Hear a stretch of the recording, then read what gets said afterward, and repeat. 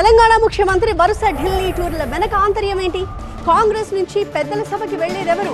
రేవంత్ రెడ్డి తయారు చేసుకున్న లిస్ట్ లో ఎవరెవరి పేర్లున్నాయి? ఢిల్లీ పెద్దల ఆమోదమే తరువాయ? కాంగ్రెస్ శ్రేణులేం చెప్తున్నాయి? ఎమ్మెల్యే కోట ఎమ్మెల్సీ అభ్యర్థుల లిస్టు రెడీ చేసిన సీఎం శనివారం అధిష్టానం పెద్దలతో భేటీ. ఆదివారం అభ్యర్థులను ప్రకటించనున్న కాంగ్రెస్. ఎమ్మెల్యే కోట ఎమ్మెల్సీ ఎన్నికల్లో 4 సీట్లు కాంగ్రెస్ కు దక్కనున్నాయి. దీంతో ఆ నలుగురు ఎవరన్న ఉత్కంఠ కొనసాగుతుంది. పెద్దల సభకు పంపాల్సిన అభ్యర్థుల పేర్లను సీఎం రేవంత్ రెడ్డి ఇప్పటికే ఖరారు చేశారు. కాంగ్రెస్ తెలంగాణ వ్యవహారాల incharge Meenakshi Natarajan, TPCC chief Mahesh Kumar Goud, deputy CM Bhatti Vikramarka, Janareddy సహా పలువురు సీనియర్లతో చర్చించారు ముఖ్యమంత్రి. సామాజిక వర్గాల వారీగా కొందరి పేర్లను ప్రతిపాదించారు. శనివారం ఏఐసీసీ పెద్దలకు తెలంగాణ ఎమ్మెల్యే కోట ఎమ్మెల్సీ అభ్యర్థుల జాబితాను అందించనున్నారు రేవంత్ రెడ్డి.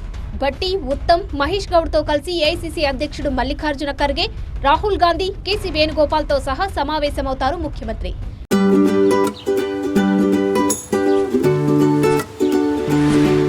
ఐవీఎఫ్ ట్రీట్మెంట్ లో మా డాక్టర్ల నైపుణ్యం మీ జీవితంలో మార్పుని తెస్తుంది. 80 వేళ్లకు పైగా దంపతులు నమ్మిన ఎక్స్పర్ట్ డాక్టర్లు. Nova IVF fertility. ఎమ్మెల్సీ అభ్యర్థుల లిస్టుతో పాటు నామినేటెడ్ పోస్టుల భర్తీపైన చర్చించనున్నారు రేవంత్ రెడ్డి. అయితే కేబినెట్ విస్తరణపై కూడా ఢిల్లీ పెద్దలతో మంతనాలు జరుపుతారని సమాచారం. సీఎం రేవంత్ రెడ్డి రెడీ చేసిన లిస్టులో ఓసీ సామాజిక వర్గం నుంచి వేం నరేందర్ రెడ్డి, కుసుమకుమార్ పేర్లు ఉన్నట్టు తెలుస్తుంది. అధిష్టానం ఒకవేళ యువకులను ఎంపిక చేయాలనుకుంటే సామ రామ్మోహన్ రెడ్డి పేరును పరిగణలోనికి తీసుకోవాలంటున్నారు ముఖ్యమంత్రి.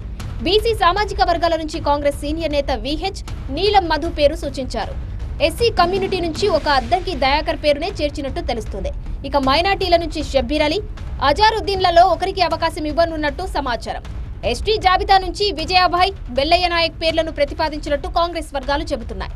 ఎమ్మెల్సీ అభ్యర్థుల లిస్టును ఏఐసీసీ ఆదివారం ప్రకటించే అవకాశం ఉంది. సీఎం రూపొందించిన జాబితాలోని వారికే ఎమ్మెల్సీ స్థానాలు దక్కే అవకాశం ఉందని గాంధీ భవన్ వర్గాలు చెబుతున్నాయి. అయితే జగ్గారెడ్డి, మధు యాష్కి లాంటి నేతలు కూడా ఎమ్మెల్సీ స్థానాన్ని ఆశిస్తున్నారు. అధిష్టానం ఎవరికి ఛాన్స్ ఇస్తుందో చూడాలి మరి.